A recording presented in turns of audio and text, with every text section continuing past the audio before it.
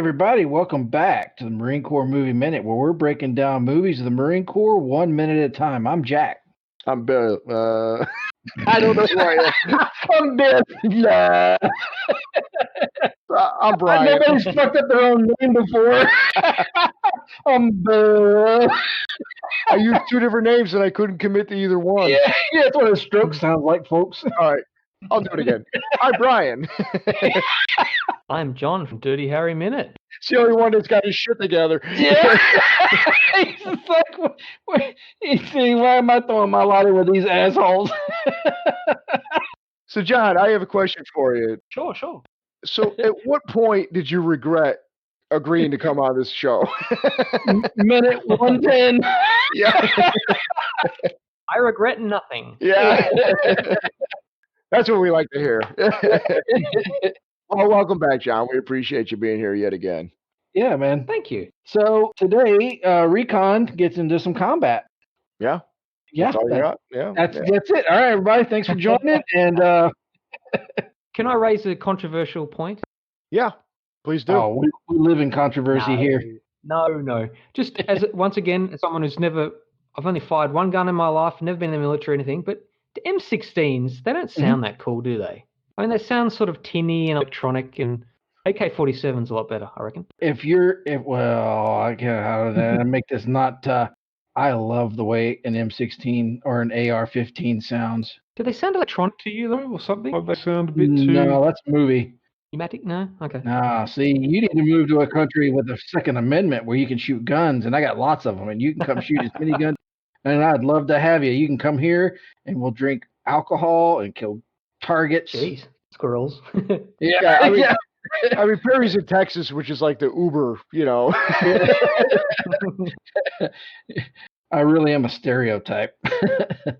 I wouldn't shoot anything but a Smith & Wesson 44. Yeah, there you go. So that's going to be expensive. You'll shoot it not very many times.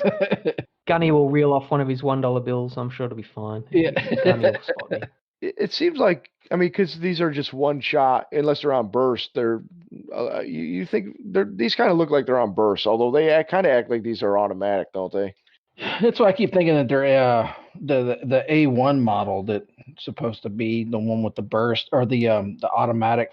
I mean, it's also a movie where they've probably got the 80s style audio guy that's going in there and just adding background noise just to make it sound bigger and more, concussive. So I don't have it in front of me because I didn't think we'd be talking about it, but I mentioned it previously, and I was kind of reviewing it again today. The Internet Movie Firearm Database, and they discussed the type of weapons, and a lot of these are modified AR-15s, kind of they were saying, or they are some of them are the A1s, and some of them are the old school, or what do we have? We had the A2s, so they had the A1s and the A2s, and some of them, some are ones, some are the other. The pistol grips are different than like what we had, they're just different models. And I know specifically Collins has the grenade launcher underneath his M16, and that is the same one that they used in Predator. Yes, I remember you saying that from before. Yeah. It was built for this movie, and then whatever rental house rented it out, and Predator was filmed right after this, I think, and they used it. Also in Puerto Rico, if I'm not mistaken. Yeah, probably, yeah. Did you guys know the movie was nominated for Best Sound at the Academy Awards? This one? Yeah. No. Holy shit. We need to hire this guy. This guy does a better job keeping up with the movie stuff than I do. I thought it was ironic because I don't think the sound's particularly good. And it lost, interestingly enough, to Platoon, which I think deserved it a lot more. Yeah, well, Platoon, so, you got your favorite band and then the band that's better than your favorite band. This is, admittedly, Platoon is a much better movie overall, but, this one's just still my favorite of the two of them. Movies are funny like that. Like the whole Academy Awards stuff is like why one gets nominated over another for something like that. Like, yeah, I don't, of course, I'm not a technical sound guy. I just watch the movie. So I wouldn't, maybe it's really well done. I just don't know, Plus we served in the Marines, so our hearing ain't so good. Yeah. Funnily enough, clipped 1 or 2 years later for Bird, the Charlie Parker documentary he'd Oh directed. yeah. So he made up for Heartbreak Ridge losing or not winning. Now I could see that. Like, I mean, that's not one that I don't think I've ever seen that all the way through. I've just seen clips and I've just seen bits and pieces of it, but I could see why. Yeah. Is that one of those movies that you do for a friend? It's one of the few movies he's directed in but not starred in. I'm not a jazz head at all, and I know Forrest Whitaker's great, but I've never actually watched it all the way through. Yeah. I mean, there's a handful that I just would not care to watch, again, or it just doesn't seem like it would be my thing. Yeah, I'm not a jazz guy either, so, unless it's Chuck Mangione, but other than that, and it's only because he did the soundtrack to Cannonball Run, and he's from my hometown. But yeah, Chuck Mangione is from Rochester, New York. So also the home of the trash plate, everybody. Yeah, there you go. Really? Technically garbage plate, but we have a trash plate. Oh yeah. Garbage plate, trash plate. It's all. Yeah, it's all good. It's a heart attack. Yeah. Well, since we're talking about stuff I learned on Internet Movie Database Firearms, this armor that they come across, the Recon comes across, we're pretty much in the beginning of the minute. To a know-nothing guy like me, it looks pretty old. The armored tanks, almost World War I or something, or interwar. I'm not. It's supposed to be a BRDM, which I'll get into in a second. But they said it's actually an American-made Cadillac Gauge Commando, but it's supposed to be a BRDM. So a BRDM is it's basically a Russian-made combat vehicle, which literally means, translated from Russian, combat reconnaissance patrol vehicle. It is a four-wheeled amphibious vehicle, which is very, very lightly armored by today's standards. And there was two versions produced in the Soviet Union and other Eastern Bloc countries. Both versions came in an ATGM variant. And anyway, so some of them can actually be used for air defense. I think it said the first model appeared in 1959. I mean, honestly, given the fact that they probably got that from Cuba, who probably got that from Russia. Yeah, it probably is one of the older versions. It makes sense that it wouldn't be modern, Yeah. Plus, all you had to do in the 80s to make something look Russian was just paint a big red star on the side of it. Yeah. That was it. That was basically it. Speaking of IMDb, Brian, I think incorrectly regarded as a goof, someone said, Highways Marine Recon Unit did not have a Navy corpsman to deal with his injured men. Is that true? Does that sound true to you? So, all right. It's true. Yeah, I believe nobody here steps up as a corpsman. Nobody yells medic when something happens here in the very near future. It's something I never really think about until you're actually looking at the movie in depth and of course even doing some research. And it's like, yeah, wait a minute, nobody stepped up.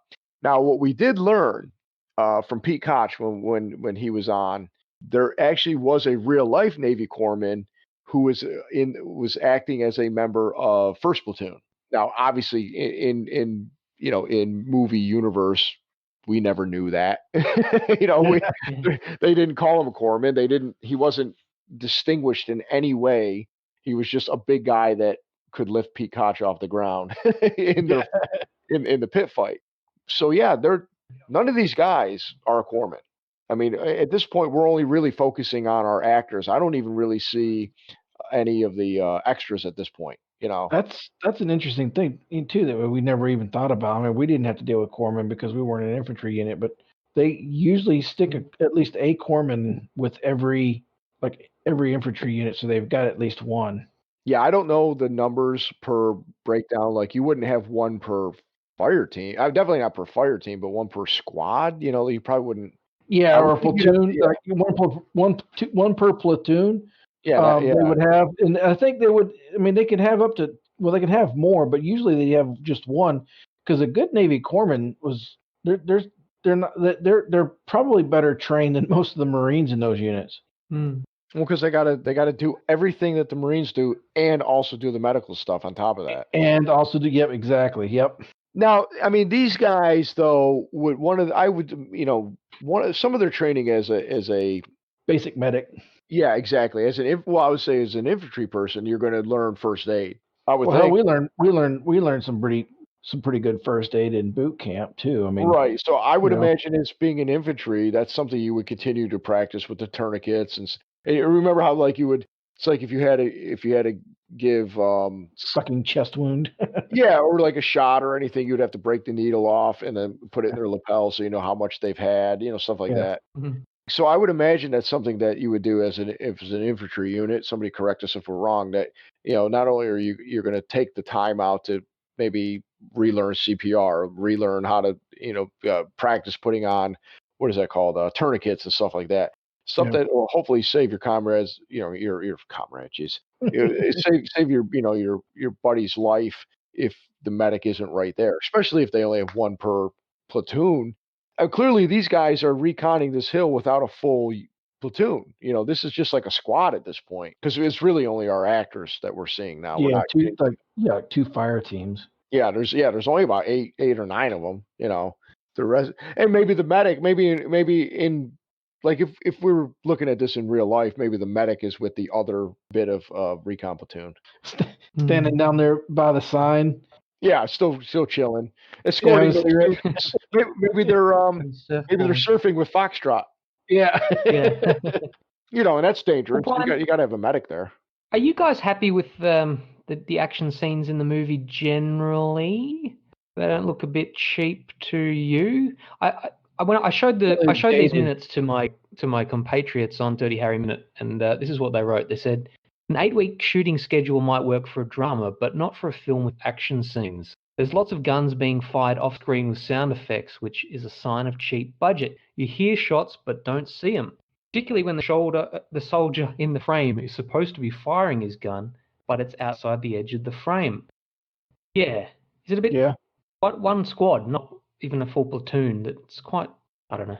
It is Yeah, what it no, needs to be, but a bit cheap. It's actually pretty interesting assessment. Yeah, because as you said that, I'm watching the firefights, and yeah, most of the weapons firing, you don't see shells being ejected. You don't see much in the way of anything that would sync up with. In particular, like as you're talking about, I can see a Swede, and he's got the M60, and he's standing there shooting back at the Cubans. You're right. You don't see him actually shooting. He's just holding. It's off frame. Yeah. Same with Collins when it looks like he was about to shoot like the grenade, and you just don't see it. But I would say Pete Cox did say though that they fired a lot of blanks. yeah. But yeah, I mean, there's times I think you see it, but not in every shot. yeah. I'm totally fine with this action for the 80s movie that it is. Yeah. If it was made today, you would expect a little bit more. If it was a movie like Platoon, where you're almost in constant combat, I think it would have been a much bigger deal. But by the time this happens, it's towards the end part of the movie, and there's really not I don't know. It's not even treated like it's the focus of the film. It's just kind of like, oh, this is the dessert. Yeah, you know what? You're dovetailing off of what I was going to actually just say, Perry, or I'm going to dovetail off of what you said. Because initially I would have said this is an action war movie. It's a war movie first. It's an action movie second.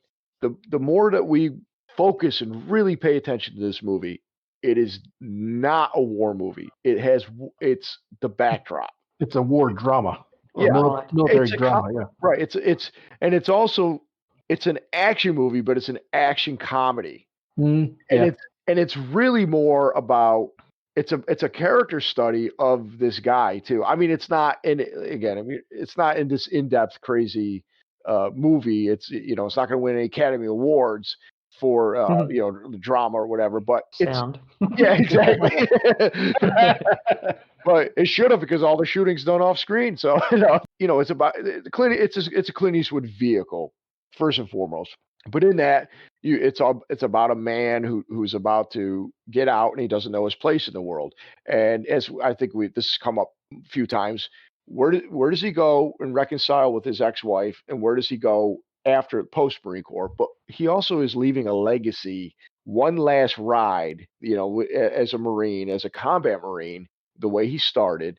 And he's basically training a bunch of, bad news bears, as we said, and making them an effective fighting unit. So this is really just to show he did his job, Yeah. it's come up before when Clint Eastwood, when Gunny Highway and Major Powers have their fight in the pit fight. I remember that being much more epic than it really is when you sit there and watch it and you're like, oh, there's only a couple punches and then he drowns them. It was like it would be a much more engaging and there'd be a lot more hits. It'd be a much more brutal fight. Again, if it was made by today's standards. So I can see why people might not think the action is up to par, but to me, the reason I like the movie is the one-liners, the comedy, Yeah. the tough guy-ness of Clint Eastwood. Like, who doesn't want to be tough like Gunny Highway? Who doesn't want to be witty like him and Chuzu? Stuff like that. But also, there is to me enough action at the end. But yeah, it's not going on a top 10 list. That's for sure. As far as action scenes you have to see. Yeah, if you were to see this action scene today as a brand new movie, you would probably like, oh, this is shit. But at the time, it's an '80s movie. It is kind of is what it is. As far as even by '80s standards, it's still pretty up there. Yeah, and I've seen plenty of low budget '80s films that I enjoyed. So it just kind of, to me, it's just kind of that same feel at the end. Yeah. How come the movie doesn't have a montage scene in it? Montage, because that's a failure. That's a failure on the movie's part.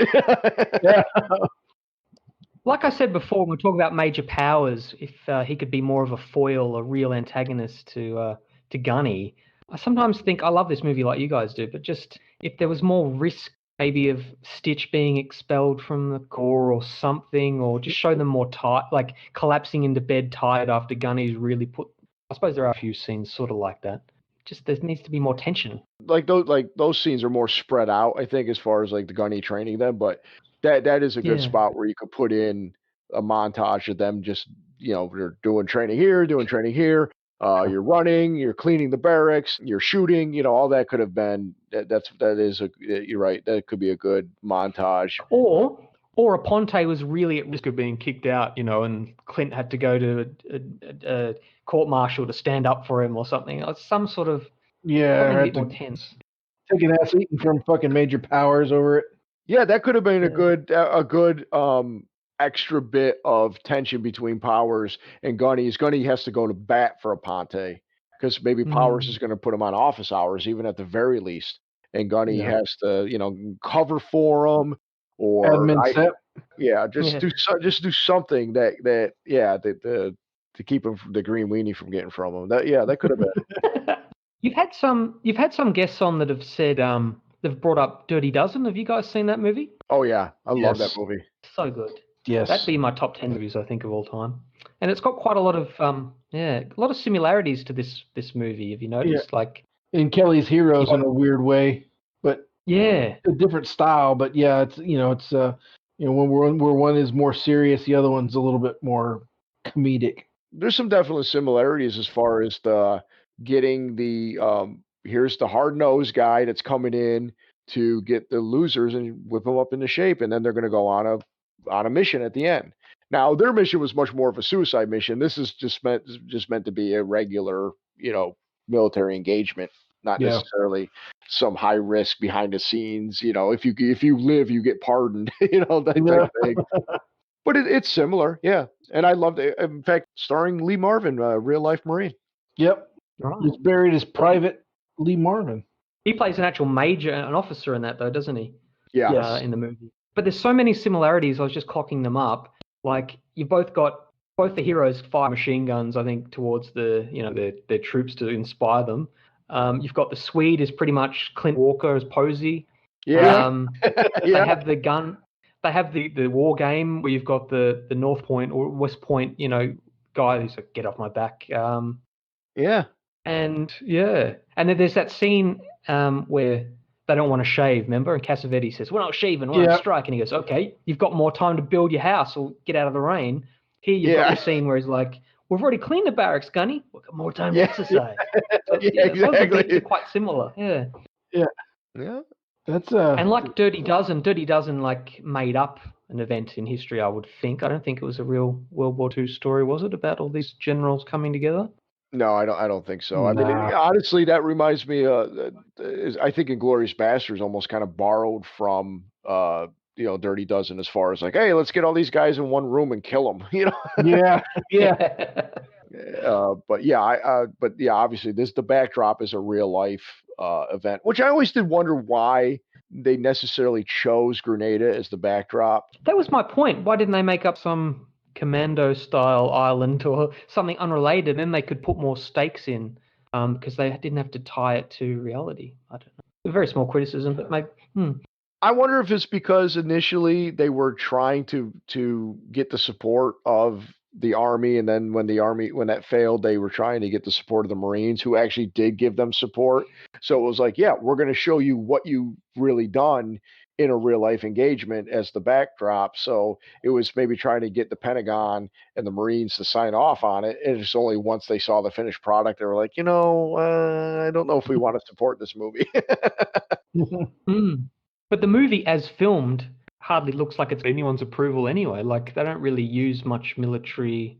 I'm sure Hollywood's got these military costumes and camouflage hats and enough M16s. There's just 2 Quonset huts. They filmed it on Camp Pendleton. Like, yeah, the Marine Corps was completely on board right up until the movie was getting ready to be released. Yeah. Okay, Now, granted, like these weapons that these actors are carrying, they're replicas, they're shooting blanks, they're built to fire non-lethal like flares that look like grenades, stuff like that. So the scene where they were getting on, they were actually landing, when they were getting off when the Recon Marines were on the helicopter, they left the boat, and then we get this, for us it was 3 minutes, it was a full week basically of landing crafts storming on the beach, helicopters taking off, all these. Hands down, that was like the money shot of this is what the U.S. military can do. It almost looked like a recruiting, ad. We were just waiting for the Godsmack music. Fair enough. Yeah. I've actually found a guy online I had a brief conversation with him online, and he was in the rappelling scene. He was one of the Marines that just was demonstrating rappelling when Aponte and Stitch Jones were rappelling. So, I mean, they were involved. All those Marines in the pit fight that weren't actors were actually Marines. Like, so, I mean, they were there. They were, but again, like this, I don't, like in these scenes, and that's why you don't see any of the background Marines. I don't think any of the Marines were brought over to Puerto Rico. These are all actors at this point, So, but yeah, I guess they didn't like the finished product. Which is a shame, because this is a pretty yeah, I love movie. it. I joke that this influenced one of my decisions. This influenced my decision to join the Marine Corps, and meanwhile the Marine Corps is like, we disavow this. Yeah, this is bullshit. Yeah. Did Major Payne also convince you to join the service? Not as much, but I tell you what, I had a buddy that went to boot camp with me. I was in high school with him, and I thought he looked a lot like Damon Wayans. So I was kind of roundabout way friends with Major Payne. I'll tell you what about Major Payne, though, is that was a movie where, I saw it, I forget when it came out, but I remember seeing it and just being like, it was funny. It's whatever. It is what it is. It's silly. It's not really how a Marine would be. So I get a little offended by it. I was like, it's just because it's almost like making fun of Marines because they're so gung ho. But then I was in a working party during the Marine Corps ball where we were supposed to go out and fix anything that happened or replace stuff. And so one of the things we did is we all hung out, played cards until we needed to go, clean up and do stuff.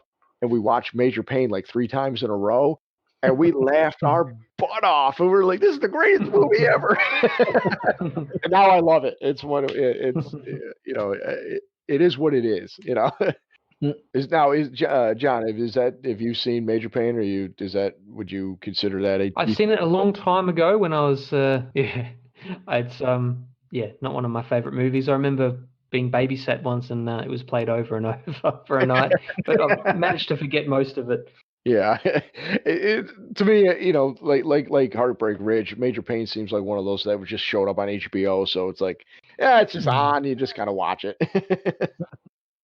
Have you guys paid any attention to some of the foreign titles for Heartbreak Ridge? Some very inventive ones across the world. No, I never looked at it. What do you got for us?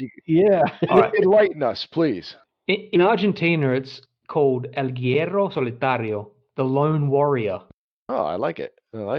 In Spain, it's called El Sargento de Hierro, the Iron Sargent. Taiwan too is a bit similar, the Devil Sergeant. Brazil is the Fearless Warlord. Denmark. In Denmark, it was called Elite Soldaten, or Elite, I guess, as Webster would say, Elite. In Hungary, it was called Death Pass, which they got the ball wrong pretty much. Yeah. Some interesting names. I like the Devil one because that focuses, that kind of, fits in Marine with Corps Devil history. Dog. Yeah, Devil Dog. So that's pretty cool. The Iron Sargent. Iron Sargent, the Lone Warrior, the Fearless Warlord. See, now the Lone Warrior kind of sounds like those generic, like direct-to-video kind of movies you would get. Like, yeah, like the bin of DVDs at a gas station somewhere. You're like, what the fuck is this? I mean, I can understand why they would come up with different names, because unless you're, big into Korean War history, who's going to know Heartbreak Ridge? Yeah. The Iron Sargent. I mean, this particular minute in itself is just really not a lot of dialogue other than Gunny saying no. Yeah, because Recon doesn't know how to get down. Like, you're supposed to be seated, stupid. Get down. Well, that's what I was going to say. So, like, Gunny throws that smoke grenade. He pops a smoke grenade, and I assume the thought process behind that was to make it hard for the enemy to see Recon making a bad mistake going up to that. Yeah, the one building, like a horror movie. We're going upstairs. Yeah, so I'm not being a tactical person, there, of course, I could see why Ring panicked and was like, "Hey, let's get inside. Like, we need to find cover. Here is armor." Where Gunny's like, "No, if you just get down, they might not even see you at first, and then whatever." But the problem too is they're all gathering up, so they're becoming easier targets, and also they're going to be now pinned into this location. I didn't take the time to kind of figure out, look what this is. Is this like a lighthouse? Is that what you would say this is? I think it is, or a bell tower, like a church. Yeah. It seems like they got, it looks like there's like a light up there. And I know later they're going to go up on the roof, so we'll get a better look at it. I think you're right. It does look like it might be, it might be a lighthouse. Yeah. Yeah, and it's not right the by the coast. style. Yeah, it's right by the coast. In fact, there's even a little, another building, a small, like shed, almost like type building. Yeah, probably a generator. Yeah, like a flag is on it right there, but it's all boarded up. It looks old. Yeah, because like later they'll go to a legitimate old world fort, like an old Spanish fort. But right now, Grenada was never actually settled by the Spanish. Ironically, the French and then the Brits. Spanish style, perhaps. Yeah. Well, that's the thing. It's kind of like because it was filmed in Puerto Rico, so yeah. It's kind of like the way Camp Pendleton in this movie looks nothing like Camp Lejeune, or because I mean they're supposed to be in North Carolina. They're at Camp Lejeune, and of course they filmed in Southern California. I promise you, no mountains in North Carolina. Well, or South Carolina, where this was at. No, the mountains are much further west. And they're covered in trees. So they Perry's been to both, so he could speak on it. I stayed East Coast, so you didn't miss much, man. Nah. Here's some Grenada trivia. Population 100,000 people, 150 kilometers north of Venezuela. The national bird is the dove, which didn't help them with evasion. Has around half of the world's supply of nutmeg, and also the principal component of mace, aril, however it's pronounced. There you go. There's also some waterfalls at a place called Mount Carmel, which is only interesting to Eastwood fans because that's where he lives in North California, near Carmel. So Carmel by the sea, yeah. He was former mayor. Have you ever been there? I have not. Have you? No, just San Francisco, but I couldn't talk the wife into the road trip down there, but I was... Yeah, I think the furthest west I've been is to Colorado. So. Oh, really? That was it? Yeah, that's it. That's far enough, dude. Oh, well. But you had a nice time, though, didn't you? I did have a nice time there, ironically. Fuck you. I was visiting Perry. I don't really have a lot of notes for this, but I appreciate John doing most of the work for us with all the trivia. Yeah, no shit, man. Hey, you know what? Good job, bravo, sir, for bringing a different perspective. Because I would have never have thought to what. Because I figured it would have just been Heartbreak Ridge in different languages. Yeah, right. Yeah, I never even I never thought about that as far as like alternate titles or anything. Well, I guess it's kind of the arrogance too, like America's, like, you know, well, just the arrogance of being American anyway. But like one of our biggest exports is movies. Like we just send stuff out to everybody else, and I don't think anything about it. But you know, like the Avengers or Captain America, like they wanted to. They changed lines in other movies because it was like in the like truth, justice in the American way for like with the Superman movies. They changed the line because like, yeah, China may have a problem with that, you know. Yeah. You saw the most recent thing, they removed the Japanese and Taiwanese flag from the back of Tom Cruise's jacket for the new Top Gun. Yeah, I heard about that. Oh, That's- yeah. They do all sorts of stuff like that. Well, that's why when they remade Red Dawn, they took away the Russians and made it the Koreans, and they were like, it just wasn't the same. yeah. In the original Red Dawn, there's like Nicaraguans, Cubans, Russians. It's just all the Eastern Bloc countries, isn't it? Yeah, commie stew. Yeah. I mean, obviously, like you see, the Russians was a big focus, but you're right. It was a bunch. They did the same thing in the Chuck Norris movie called Invasion USA. It was like the Cubans I came want to up. see that. Yeah, I think it's a great movie. I mean, you want to talk about cheesy action, 80s action movie. That's it, but it's great. Chuck Norris basically, in Red Dawn, a bunch of teenagers helped turn the tide of World War III.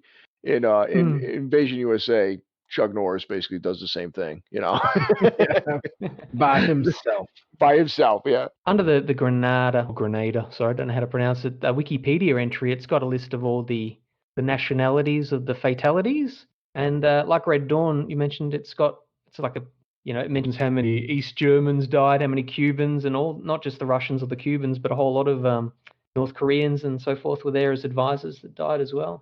Oh, wow.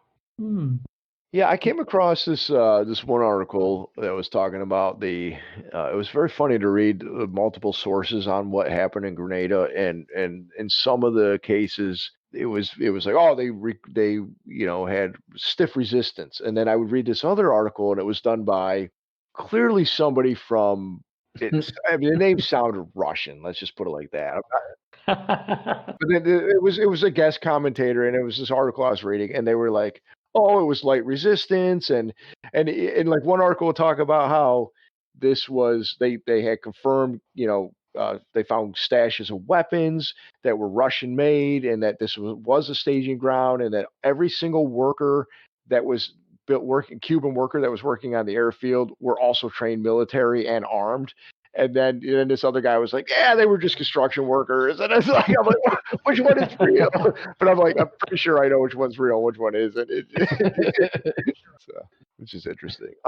So John, I have a question for you. So, since this is your last day with us, look, well, basically, we talked about your kind of history with the movie already. Like, what overall, anything about this movie from beginning to end that you haven't talked about or covered? Is there anything you want to discuss, regarding? I know we've kind of hit a few things on these last few days, like from your perspective. Not really. I think it's a movie I still enjoy watching. I delight whenever it comes onto TV. I sit down gladly and watch it, even though I've got I've got the DVD now. But no, it's just a really good movie that I recommend people watch. It's pretty.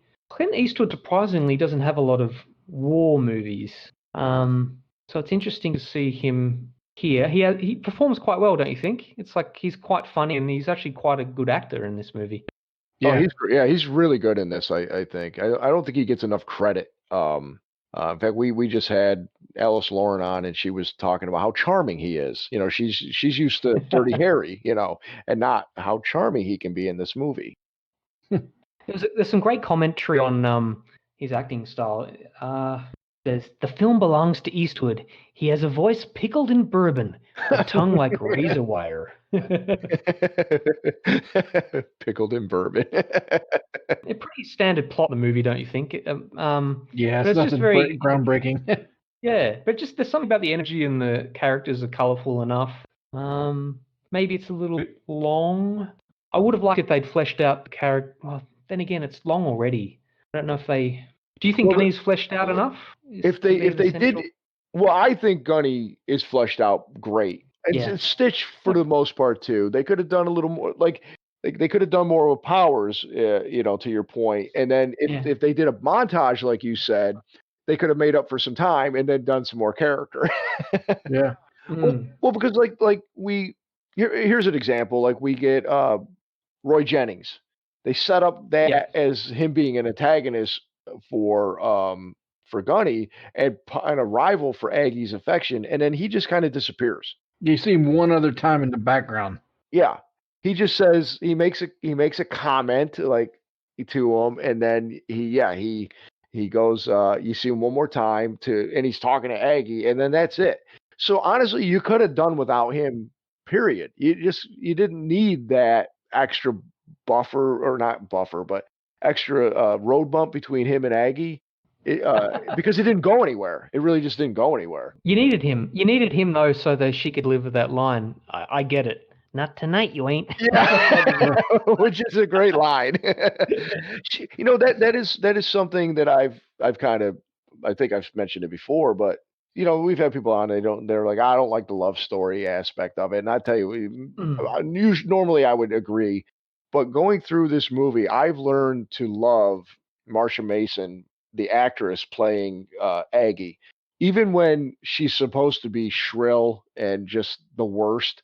Yeah. Marsha Mason is so good at it, and I'm finding things that it's very charming about her. I'm finding things that I'm like, wow, she goes from being snarky to mad to sensitive. Like I'm like, she's a good actress. I really like her in all this. Get the fuck out of here! Oh yeah, she's great. I love it. And I will say, I've heard that more than one time. There's a few times that I see Marsha Mason. I'm like, she looks pretty good right there, all dressed in white. You know, like I want to go slow dancing with her too. You know, I was, you know, and I've definitely her and Chuzo are two characters and actors in this movie that I've gotten such a better appreciation for going through it minute by minute. You know, and really focusing and paying attention to it. Yeah. But yeah, I'm satisfied with Clint Eastwood's character and how it's fleshed out and how it goes. I like how he's not a one-man army. Like he put the time into training his men paternalistically, and he doesn't just hog with the limelight, you know. And at the end, he's got the validation he wants at Cherry Point. You know, probably the first applause, welcome back he's had since Korea. Yeah. And I think that's why, I mean, because I kind of speculated, why did they pick this and why didn't they do, I think that is part of it. I think Clint Eastwood, you know, he seems to be a little bit more lean, a little more center right, you know, if you will, than your normal Hollywood person. And I feel like he maybe, I just feel like he's a little more patriotic than, you know, what you see from other actors. And it feels like perhaps it was just kind of like, hey, you know, here's all the, like Platoon, like for example, for Platoon, that movie used to be like, Vietnam sucked and we should have never been there, you know, and look how horrible war is. And this was kind of like, hey, Platoon was an anti-war movie. Right. And this is a little bit more of a propaganda film, if you will. But it is. It's like it's a little bit. There's a little bit to it, but it's kind of like I'm trying to say, as far as Korean War was a draw, you know, Vietnam was a loss. Look, the U.S. military, 1-1. Yeah, now we have a win, you know, and we're gonna, you know, like, and it's kind of like, yeah, America still got it, you know, that type of thing. As far as I think that's why it was set in a real engagement where it really did, for the most part, go pretty smooth, and we set out to do what we did, and it only took a couple days, and there you go. You know, look at what we can do. So, which the opposite of that could have been like Black Hawk Down, where you've got story, you know, where you've got a story of, you know, Army Rangers being trapped by a bunch of mishaps. I mean, that's an excellent movie. Oh, that movie is awesome, dude. I love that movie. Yeah, and that doesn't shy away from the shittiness of war either, but it's still outstanding. Yeah, it's an incredible movie. I mean, you are right. Clint, as he gets older, and he always has a conservative bent to his movies, but he's been making movies for 50 years now, and there's there's some movies that are quite left-wing in a way. Like, I don't know if you've seen True Crime, which is sort of anti-capital punishment, and Yeah, you could say Million Dollar Baby is maybe about supporting euthanasia, which isn't a right-wing thing generally, is it? No, I wouldn't think so. Kelly's Heroes is Kelly's Heroes I love, but it's sort of like a satire, really, and war. Flags of Our Fathers and Iwo Jima. That war is small and idiosyncratic to each. Like, only the buddies knew what they did. Let's not make this big patriotic thing about it. And American Sniper, deals with PTSD and so forth. So not all these movies are really right-wing conservative, rah-rah sort of. And that's why I kind of mentioned he's more center right than and especially when you compare him just to other Hollywood people. Like in the way most Hollywood seems to be so far left, he's more of a centrist than they just think he's the biggest conservative. Yeah, that type of thing. Also, too, during the '80s, man, by today's standards, most Republicans today are probably where Democrats were. Yeah, well, right, but back in the '80s, just by just the way things have kind of shifted. And that's why it's not fair to really necessarily label him as a conservative per se, because like as John just stated, there's been plenty of he's more of a centrist type of a guy, but as far as his films and like the whole who would take the time to do a film from the Japanese perspective after doing a film from the American perspective about the same battle? It's pretty forward. I need to see both because I hadn't seen either one of them yet. I've read the book Flags of Our Fathers, and it was pretty good. It's pretty good. I've actually have not seen Letters from Iwo Jima yet, even though I own it. I'm just one of those where I bought it and never watched it. Yeah, I need to see both. I bought it. A double feature. Yeah. So. Yeah, I bought it. I've only watched it once, but I definitely want to watch it again. It was a small piece movie, but it was really quite interesting. Yeah, I liked it. Yeah, I mean, Clint Eastwood is a good director, so it's like I figured it's going to be something I'll like. It may not be one I revisit over and over again, but it definitely seems like it would be something I would enjoy. Yeah. Oh, I've got another question. Probably the last one. Sorry. American Sniper, right? Is Bradley Cooper? What is he? A Ranger? What is he? Is he a Marine? Marine sniper. Yep. No, Navy SEAL. Yeah, I would say he's a SEAL. Okay. Yeah. There's that bit where he wants to jump down in the street and go on a recon, doesn't it? With Marines or yes. That scene where he goes, Is that why are Marines so far inland? How does that work? When does they went on patrol? Every time in every place, basically. Yeah. Sometimes they, inserted amphibiously, but I think that's pretty rare anymore, really. Yeah, they do some stuff. Most of the time, it's either like helicopter, or they'll fly them inland, or they, get them to a certain spot, and then they turn them loose with like Humvees or whatever. It just depends. Yeah, this is Texas, man. You say Chris Kyle, man. He's treated like the Reverend Saint. The sniper from American Sniper, the guy the story was about. Yeah, he's revered here. This place they got Chris Kyle Day and shit. It's it's not to be played with. It's pretty crazy. Didn't know that. Yep. Well, you got anything else, Perry? No, man. I really appreciate John coming in and joining us. You've been an incredibly fun guest, and you've asked some really good questions. It all comes from ignorance. I don't know what. Listen, most everything I say comes from ignorance. I would say that, and all our answers usually come from ignorance as well. So I appreciate. Yeah, I would say you made us think a little bit more than we're used to. Yeah. Thanks for having me on, guys. It was great, and it's a good movie, and I'm glad someone has undertaken it minute by minute. Before I give you a minute to do your plugs, I just want to tell everybody to go out and give Dirty Harry Minute a listen. I've been enjoying that. I'm not finished with it yet, but I've been going through. Although I did listen to your novel idea. I love this idea of comparing Dirty Harry to Batman, and that was a really that was a great episode. Yeah. Well, I bet that really got your attention.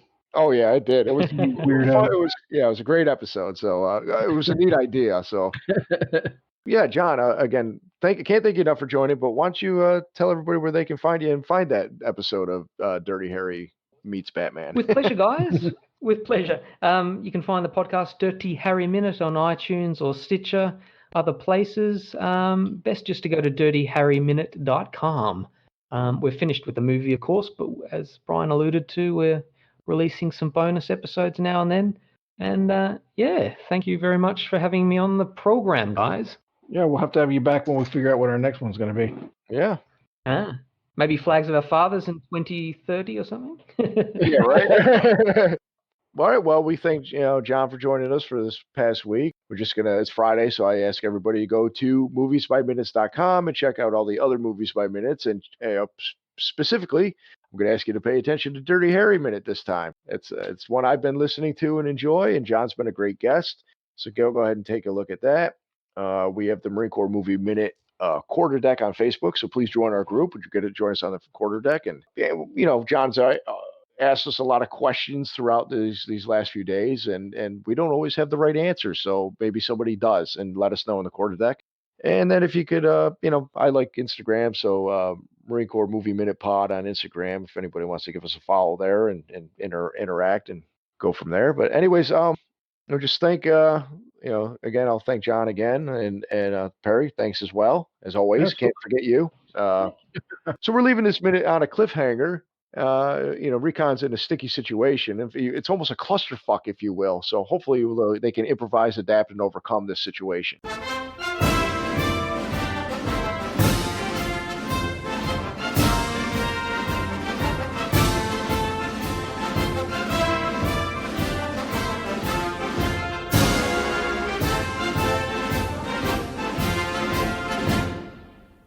If you can ever find it, there was an old TV show, and I actually saw it when I was home hanging out with my dad. It was called Death Valley Days. Mm-hmm. There's an old episode of that shit. That shit's fucking old, but I think it was one of his first acting gigs. He was young. Yeah. It was before. Yep, Clint Eastwood. Yep. And he played some dude that like his uncle died and he never responded. I have seen that. Yeah. There's a scene where he's out on a dirt road on like a hut or something. I'm not sure. I've seen some of them. They're on YouTube now. Like he was in one of those West Point episodes as well as Gunsmoke. Maverick as well. Yeah, Maverick. I was just gonna bring that up where he's like, and he kept calling Maverick Mr. Maverick. How do you say Maverick? Like he said it really funny. He was like the villain in that one, Mr. Maverick.